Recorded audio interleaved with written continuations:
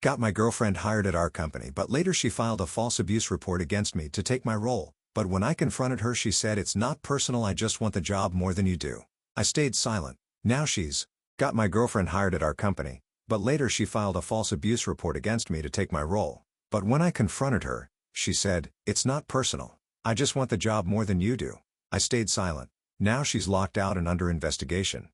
Hey, everyone, before we jump into today's video, I need your help. We've noticed the channel is losing some traction, and subscribing is one of the best ways you can support us.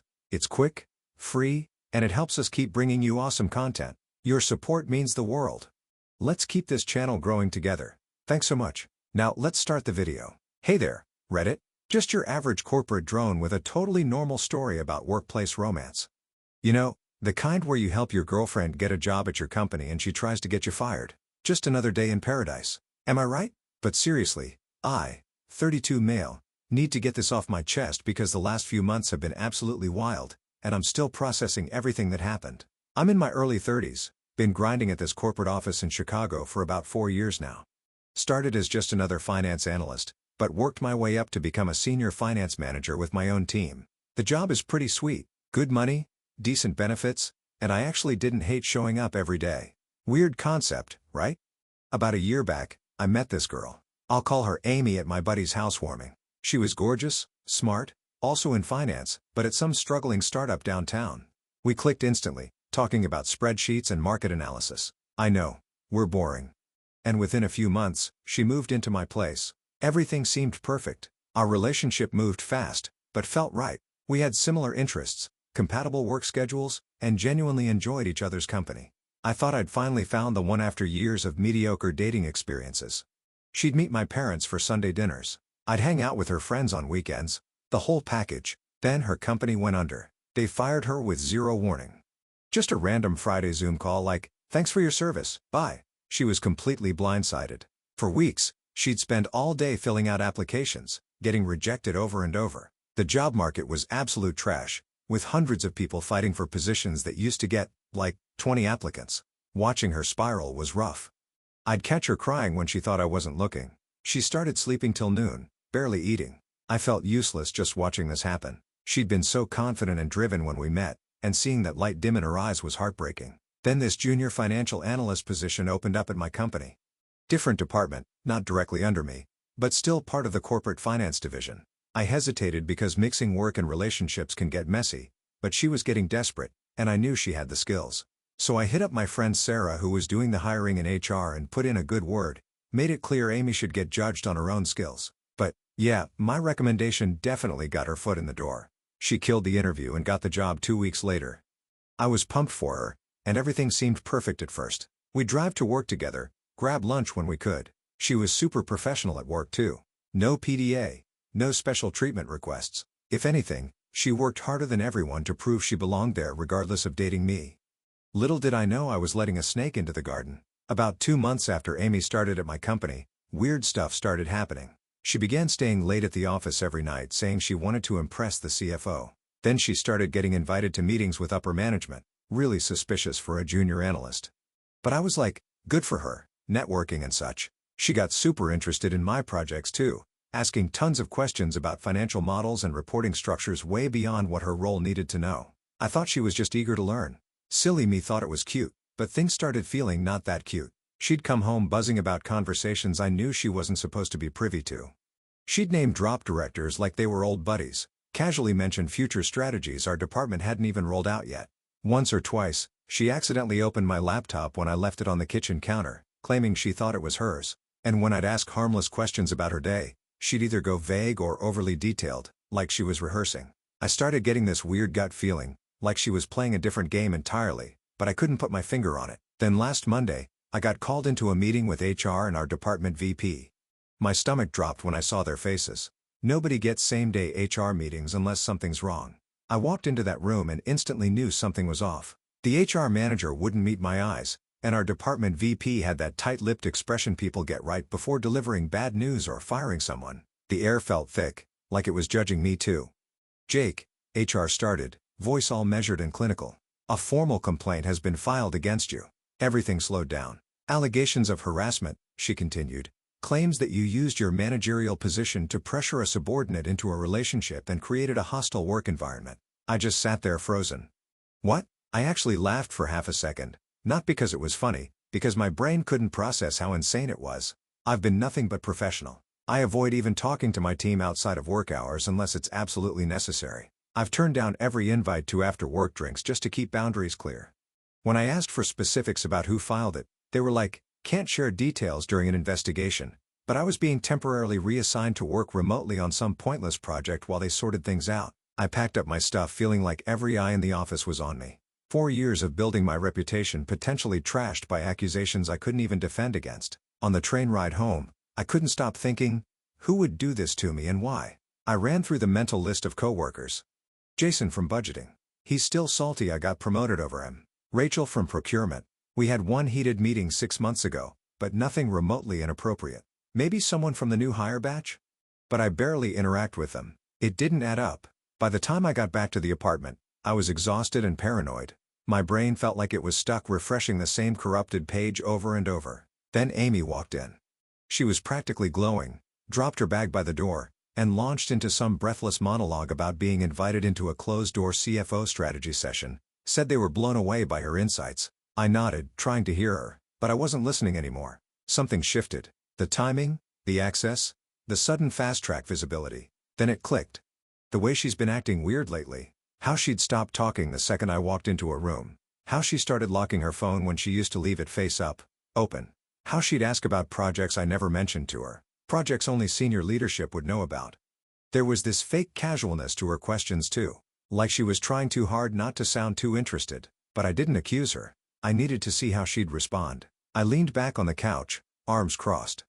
"Weird day at work," I said flatly. She barely paused. "Oh, yeah? Yeah, got pulled into HR.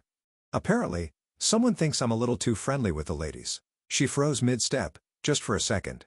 Barely noticeable unless you were looking. But I was. "Oh, wow," she said slowly, blinking like she was trying to find the right expression. "That's intense. Any idea who'd say something like that?" I shrugged. "No clue. Just seems odd, you know? I've been here 4 years. No issues. Then a new hire joins. Suddenly, I'm enemy number 1. Amy shifted her weight, trying to act casual. "Well, maybe someone misunderstood something? People can be sensitive." "Maybe," I said, eyes locked on hers. "Or maybe someone's trying to get ahead in the company. Seems like a pretty bold move to take someone out of the way if they think it'll open doors." Her smile flickered just for a moment. "Jake, that's paranoid, is it?" I asked, voice calm but sharper now. "Because it's funny timing. I'm pulled from all major projects the same week you're suddenly sitting in with execs. Kinda wild for a junior analyst." She laughed nervously. "So now you're accusing me of what? Stabbing you in the back?" I leaned forward. Not accusing. Just wondering how someone could rise that fast unless they knew exactly what buttons to push and who to target. The silence stretched between us. Her face dropped, the mask slipped, and in that second, I knew. The little smirk disappeared. Her posture stiffened, like she'd been holding up a front for too long, and finally dropped the act. She looked at me, really looked, and for the first time didn't bother pretending. She exhaled through her nose slow and sharp. "You know what?" she said, voice flat. "It doesn't even matter anymore. It's done." I blinked. "That's it? Just it's done? You're not stupid, Jake. You already know why." My jaw clenched. "I got you that job. I went out on a limb for you. You think HR would have even glanced at your resume without my name on it?"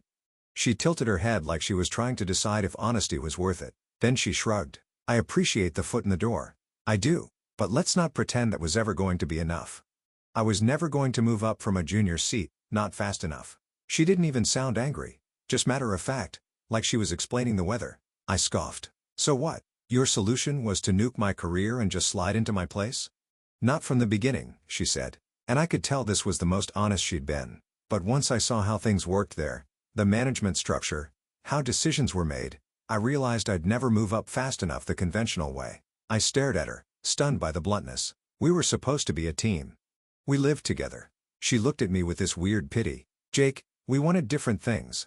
You were content with your position, your steady progress. I need more, faster." And honestly, she hesitated, then continued with brutal honesty. "The passion wasn't there anymore. Hasn't been for months." That hit me like a truck. Not just that she'd screw me over professionally, but that our whole relationship apparently meant nothing to her. And you thought filing false claims was easier than just breaking up with me? She didn't say anything. I stepped closer, keeping my voice low, but deliberate. You do realize what you've done isn't just petty. It's career-ending for you. False accusations? That's not a gray area. That's a legal landmine.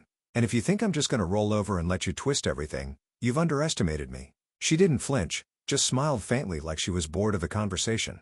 Breaking up wouldn't have exactly helped my situation, she said, tone light, but with an edge. But don't worry, I covered my bases. Every late-night message, every time you emailed me about work, taken out of context, it paints a very compelling picture. And let's be honest, HR doesn't dig for truth. They react to headlines. By the time they figure out what's real, I'll already be where I need to be. I didn't yell. I didn't throw stuff. I just looked at her and said, pack your things. You have until tomorrow evening to find somewhere else to stay. She crossed her arms. I live here too. You said I could move in. This isn't just your call. I didn't flinch. This was my apartment before you ever unpacked a single box. You're on the lease for convenience, not because you built any of this. Her face tightened, but she didn't argue. She knew I was right. We're done, Amy. Completely done, I said, stepping back like she physically disgusted me. You're overreacting, she muttered, but her voice had none of its usual confidence. She knew she'd crossed a line, even she couldn't charm her way back over. I stared at her fuming. Fine, I'll get my essential stuff tonight and come back for the rest later. She grabbed some clothes and toiletries while acting like I was being unreasonable. Before she left, she turned to me one last time. You know, this wouldn't have been necessary if you just helped me advance normally. You could have recommended me for management positions, put my name forward for projects, but you were always so concerned about conflict of interest and earning your way. Some of us don't have the luxury of waiting years to be recognized. With that parting shot, she was gone, and I stood in our suddenly empty apartment trying to process how the girl I thought I knew could be so calculated. That night, I couldn't sleep at all. I kept thinking about every conversation we'd had about work, every document she might have seen on my laptop, every financial model where I'd explained proprietary methodologies to her. Then I remembered something crucial that gave me a tiny bit of hope. I'm obsessive about documentation and communication. I keep records of everything, partly because it's good practice in finance, audit trails, partly because I've always been detail-oriented to a fault. I have logs, emails, recorded meetings with consent notice, and detailed notes from every important work interaction. The next morning, instead of fighting the investigation or trying to plead my case too early, I sent HR a simple email. I understand you need to investigate these claims thoroughly. I am fully cooperating and have complete confidence the truth will emerge. Please let me know if you need any additional information from me. Then I started pulling together my evidence. I created a timeline of every interaction I'd had with Amy at work, all in public spaces or group settings. I found witnesses who could back up our professional behavior. I collected text messages showing our relationship started way before she joined the company and proving we were already living together when she was hired. I had dozens of photos of us together at events, trips, and family gatherings, establishing a clear timeline that contradicted her claims. Most importantly, I dug up the digital trail. Remember those financial discussions where I'd explained models to her? They weren't casual pillow talk. They were recorded department meetings she'd asked to join to learn more about the overall financial strategy. Her questions weren't innocent curiosity. They were targeted information gathering, evidenced by her notes that someone from her team had shared with me months ago, thinking I'd be proud of her initiative. I also found emails where she'd specifically asked me for work advice, time-stamped from evenings or weekends, clear evidence that I wasn't forcing work discussions on her. She had initiated many of these conversations herself. I didn't just stop there, though. I also found something else, something I didn't immediately share with HR. When we'd moved in together, we'd set up a shared cloud account for photos and stuff. She apparently forgot to disconnect her phone from it. In that cloud, I found screenshots she'd taken of confidential company documents she shouldn't have had access to, including salary information for management positions, including mine, and quarterly financial forecasts that hadn't been made public yet. This wasn't just a misuse of authority case anymore. This was corporate espionage-level stuff. I didn't confront her again. I didn't rant on social media or try to rally colleagues against her. I simply provided HR with the organized factual information about the allegations and let the investigation run its course. I kept the other evidence as my ace in the hole.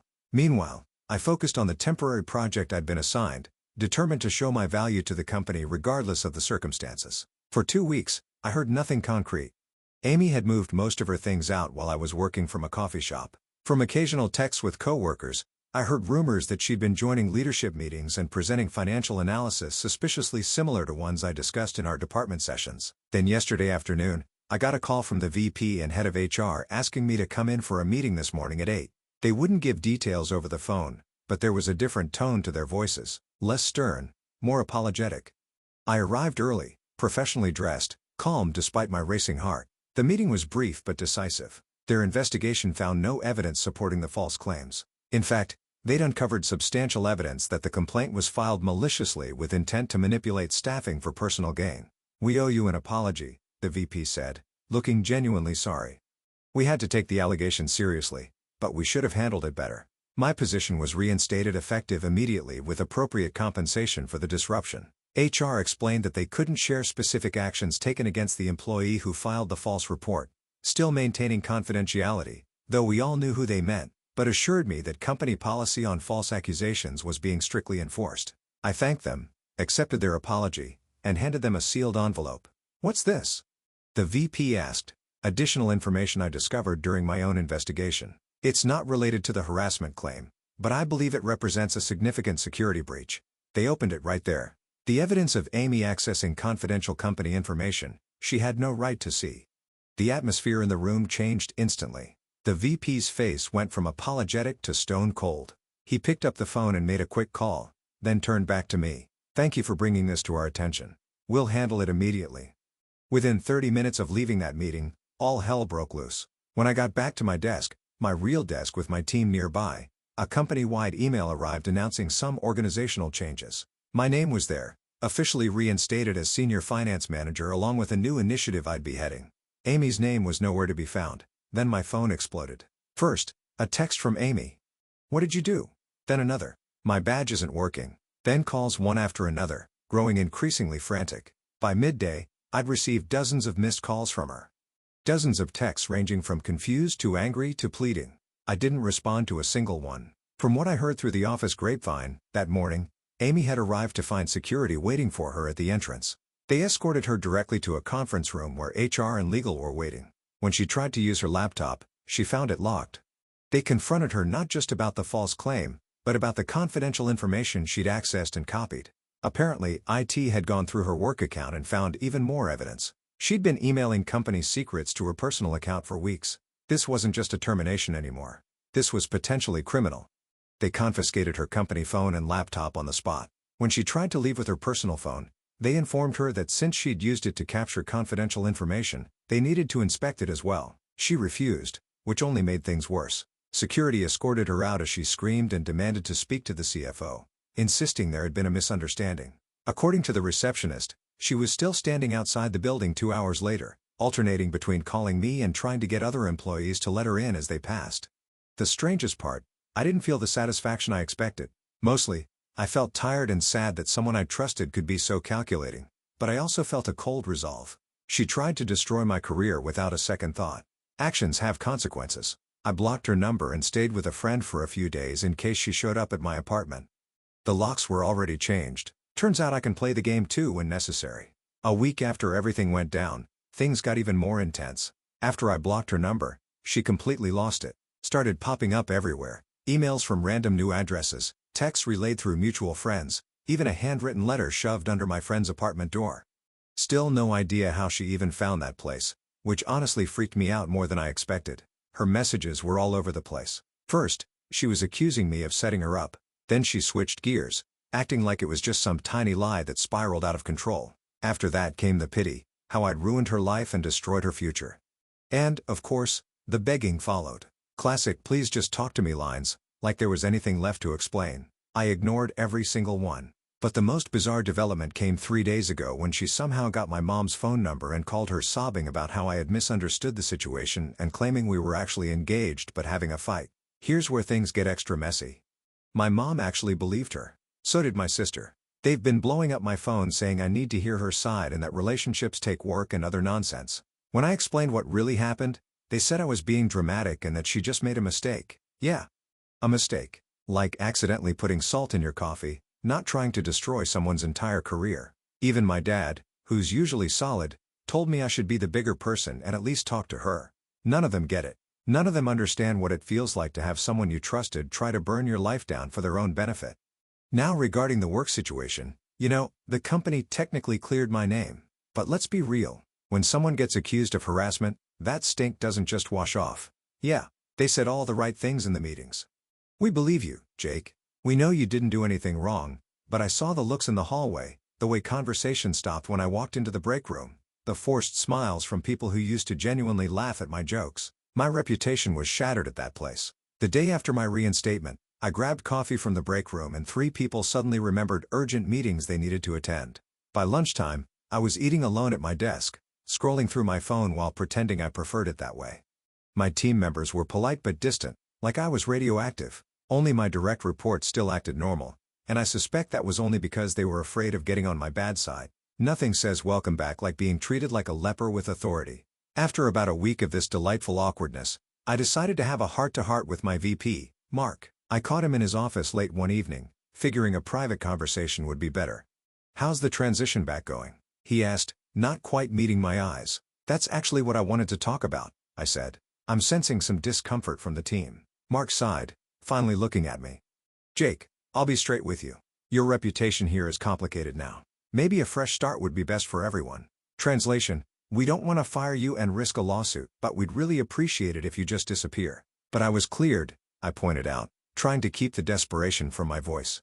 "Everyone knows she lied. Knowing and believing are different things," he said with practiced corporate wisdom, "and perception becomes reality in environments like this. We can't force people to feel comfortable." So there I was, cleared of all wrongdoing and effectively unemployable at the company I'd given 4 years of my life to. I started sending out resumes that night.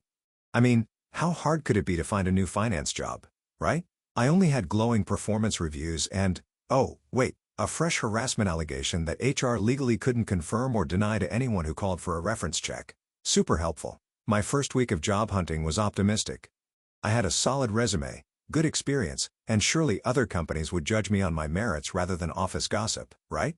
I applied to 15 positions that first weekend, customizing each cover letter with the careful attention of someone whose entire financial future depended on it. The first interview I landed was with a mid-sized financial services firm downtown. The initial phone screening went great. My qualifications matched their needs perfectly, and the recruiter sounded genuinely excited about bringing me in. The in-person interview started well too. The hiring manager seemed impressed with my project experience and technical knowledge. Then came the dreaded question: "So why are you looking to leave your current position?" I had practiced this. "I'm seeking new challenges and opportunities for growth," I said with a rehearsed smile. "While I've learned a lot at my current company, I feel I've reached the ceiling of what I can accomplish there." The manager's expression shifted subtly. "I see. And there are no other factors influencing your decision to leave?" Apparently, I'm a terrible liar because her entire demeanor changed. The rest of the interview felt like a formality, her questions becoming shorter, less engaged. I didn't get a call back. The second interview was at a larger firm. This time, I tried being vague about my reasons for leaving, focusing instead on what attracted me to their company. Same result, cordial rejection email 3 days later. Third interview was the worst. The interviewer, a guy named Trevor with a power tie and excessive cologne, seemed to know something before I even sat down. Halfway through, he just went for it. "Look, I have to ask, are there any incidents at your previous workplace that you need to disclose? Any conflicts or issues with colleagues that might be relevant?" My stomach dropped. "No. Nothing significant." I lied again. Worse this time. "Because we pride ourselves on maintaining a respectful work environment," he continued, watching me squirm. "And we do thorough background checks." It turned out one of Amy's college friends worked in their HR department and had already spread her version of events. Awesome. Small world. Infinite capacity for gossip. By week 3 of unemployment, my savings were dwindling faster than I'd anticipated. I'd always been good with money, but I hadn't planned for suddenly jobless due to psychopathic girlfriend. The lease on our now my apartment was up for renewal, and the landlord wanted to increase the rent by 15%. With no steady income, I couldn't justify it. I moved from my friend Tyler's couch to the cheapest studio apartment I could find, which was apparently built directly above the world's loudest bar, and below someone who I'm pretty sure was training elephants to river dance at 3 a.m. every night. The walls were so thin I could hear my neighbors breathing, and the water pressure was a cruel joke, like someone gently spitting on you from above. My new home came furnished with a mattress that remembered the shape of its previous owner a little too well, a coffee table with only 3 legs, the fourth substituted by a stack of phone books, and a refrigerator that made sounds like it was plotting revolution. But, hey, beggars can't be choosers. And at $850 a month, I was definitely begging. Meanwhile, back at my former company, the legal team was still building their case against Amy. I kept in touch with my old colleague Kevin, who fed me updates over beers he now insisted on paying for. They found that she'd been forwarding herself confidential emails from budget discussions she wasn't supposed to have access to. Dozens of them, methodically organized in folders on her personal drive. She'd been going around to senior managers asking innocent questions about upcoming projects and strategic decisions, then presenting their insights as her own in meetings with leadership. Classic corporate parasite behavior, but executed with impressive precision. Most damning of all, they found draft emails in her company account where she had practiced her entire misconduct story, refining the details to make them believable. Different versions, testing which accusations would seem most plausible. She looked up all the protocols for filing workplace grievances, like she was prepping for a case, and saved links to articles about how to document workplace hostility. Genius forgot that drafts are stored on company servers, and IT monitors research patterns for security purposes. Oh, and here's the cherry on top of this disaster sundae. In the confidential information she'd stolen were details about an upcoming merger. The company was planning to acquire this smaller firm with valuable client portfolios that would have given them a huge market advantage. The legal team found evidence that Amy had been researching this company extensively and had even reached out to one of their accountants on LinkedIn. As a result, the company was pursuing legal action against her, restraining order, civil suit, the works. They were even considering criminal charges for corporate espionage. That felt like a hollow victory while I was eating ramen for the 5th night in a row. But, hey, at least someone was having a worse time than me. Right? By month 2 of my job search, desperation was setting in.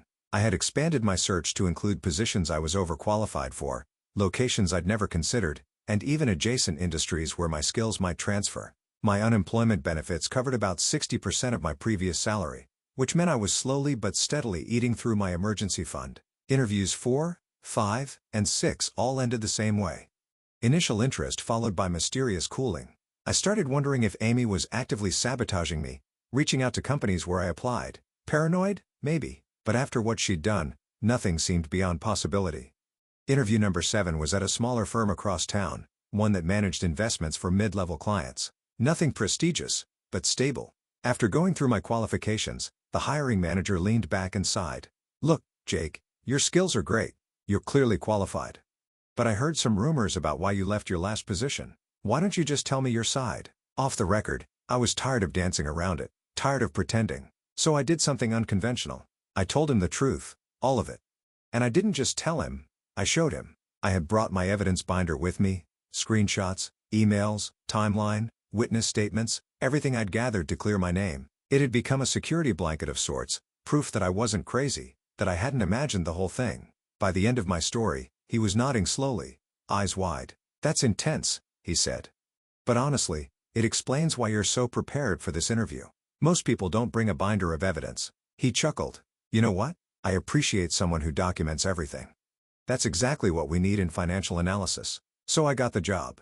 The pay was about 30% less than what I was making before, and the title was a demotion back to senior analyst. But it was a lifeline. I took it without negotiating, pathetically grateful for the opportunity. Slowly, day by day, I started rebuilding my professional identity from scratch. I volunteered for the tedious projects nobody wanted. I stayed late to fix spreadsheet errors I hadn't made. I brought donuts on Fridays. I became the office tech support by default, since I knew how to clear the print queue without rebooting the server. The worst part through all this was feeling isolated from my family. My mom and sister were still taking Amy's side, saying I was being vindictive by not stopping the legal action. I tried explaining that it's out of my hands now. The company is protecting its interests. They didn't get it and stopped talking to me, except for terse text messages on holidays.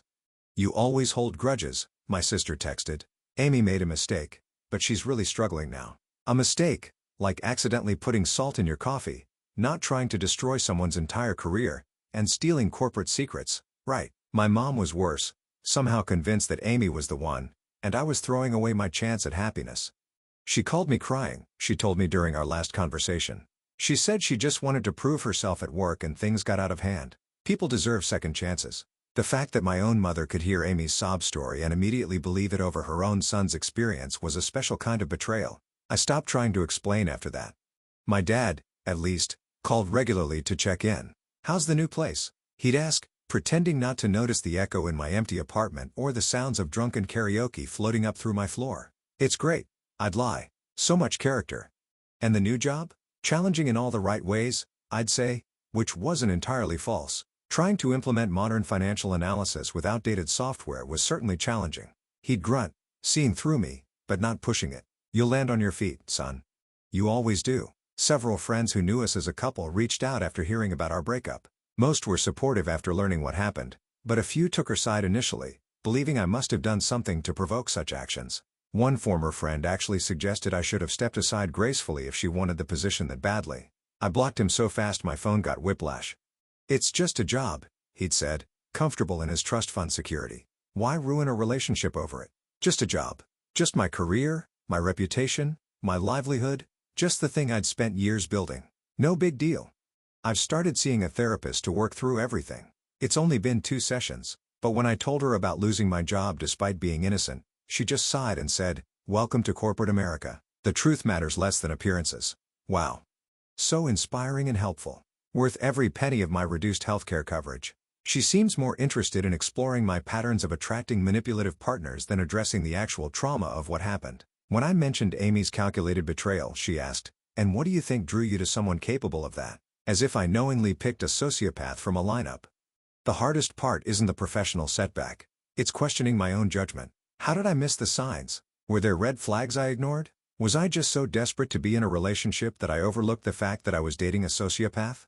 I keep thinking about what she said that night. I need more, faster. I wonder if she still thinks it was worth it now that she's not only lost the position she schemed for, but is potentially facing criminal charges. Meanwhile, I'm working at a job where the biggest decision I get to make is whether to use Arial or Times New Roman on the monthly reports. But, hey, at least my new desk chair has lumbar support. Living the dream. Some nights I lie awake listening to the bass thump from the bar below, running through alternate scenarios in my head. What if I'd never recommended her for the job? What if I'd noticed her studying my work materials a little too closely? What if I'd been less trusting, less helpful, less in love? But that's the thing about hindsight. It's always crystal clear when you're staring at the wreckage.